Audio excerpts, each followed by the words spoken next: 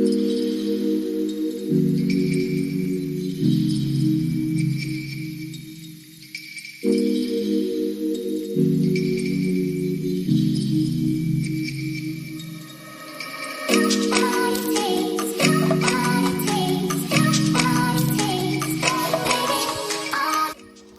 my darlings, welcome back to another video. Welcome back to my channel. So in today's video I'll be showing you how to make Nigeria smoky jollof rice. Okay, so the other day I showed you guys how to make the jollof mix, which is what I'm holding, though this one is another batch. Okay, so what you see on the up, like the surface, is actually the vegetable oil I added for preservation, because remember I drizzled some vegetable oil on top before refrigerating, so this way it's preserved, the taste, everything is still the same. So this is what it looks like, and now it's a very easy process to make party jollof, because we already have this mix. And over there I have my chicken broths.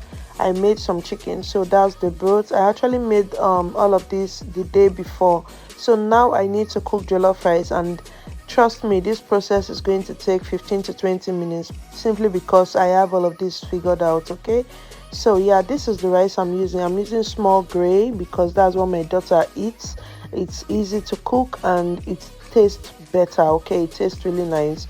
And there I have some onion that I'm going to fry, and some tomato paste. I'm using 2 sachets for this rice I'm making. And over there I have my bowl of spices that I'm going to be adding. So guys, let's just get right into the video. So in my pot I have some oil going on there. I use same oil I used in frying my chicken, so the flavor of the chicken is right in there. So now that my oil is hot, what I did, I added some thyme. Yeah, you want to add your thyme, some curry. And one thing I'm not going to do now is adding my onions. Okay, I learned this from Ida Basi, though sometimes she add her onions, but most of the time I've seen her not to add her onion early.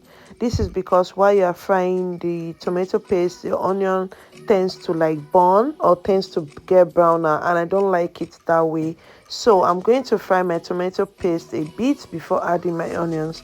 So here's the tomato paste being added into my oil, and I'm just going to make sure I get all of it out, and then I'll stir my tomato paste and make sure it's well fried. So you want to really like take your time in this process, because this is where your jollof is either is jollofing or it gets to become concoction.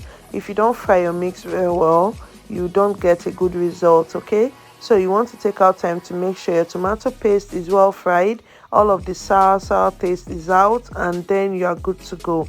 So I'm going to continue stirring this for some minutes, and then I'm going to proceed to adding my jollof mix. Okay,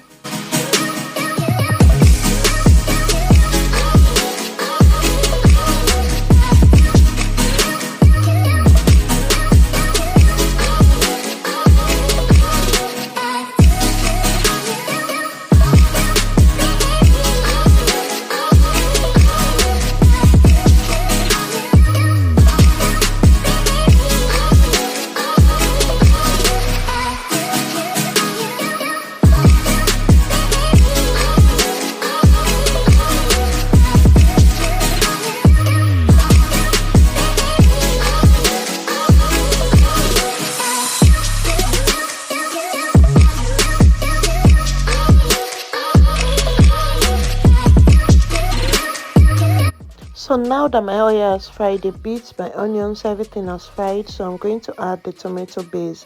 So the thing about this tomato mix I'm adding is I'm not going to use all of them.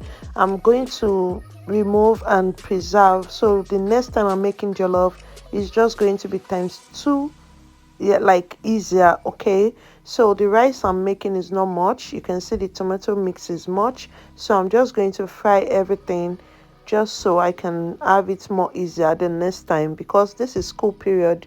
Jollof rice is something you can just whip out any time of the day, like in the morning for school run. You can just decide you want to make jollof rice.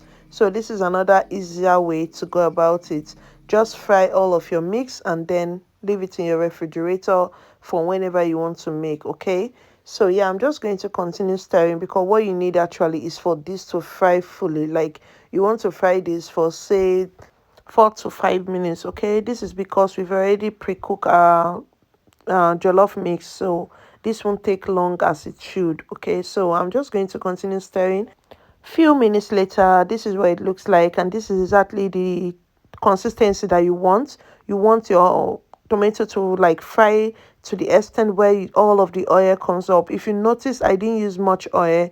That's because I don't really like too much oil in my jollof, and even with the small oil that I use, it still came up. Okay, this is what you want. You want it to fry till you start seeing the oil up there. Okay, so now it's the perfect time to start adding seasoning. So you want to know the amount of seasoning you added to your meat when you were cooking it, so as to know the amount of seasoning you'll be adding now. So I know my meat doesn't really like taste too much because I made it for my daughter. I don't really season our meat too much. So now I'm going to add as much seasoning as I want to this base, so my jollof rice can come out tasting really nice. Okay, so I've added some seasoning powder. I'm going to add a bit of curry, rosemary, just same thing like I do normally for my for cooking my meats. But one of the things I added to this is this Maggi jollof mix. I love it so much. Like, it transforms your jollof rice. It gives it a really nice taste. I don't know why the one I got actually is mold, but it's all the same.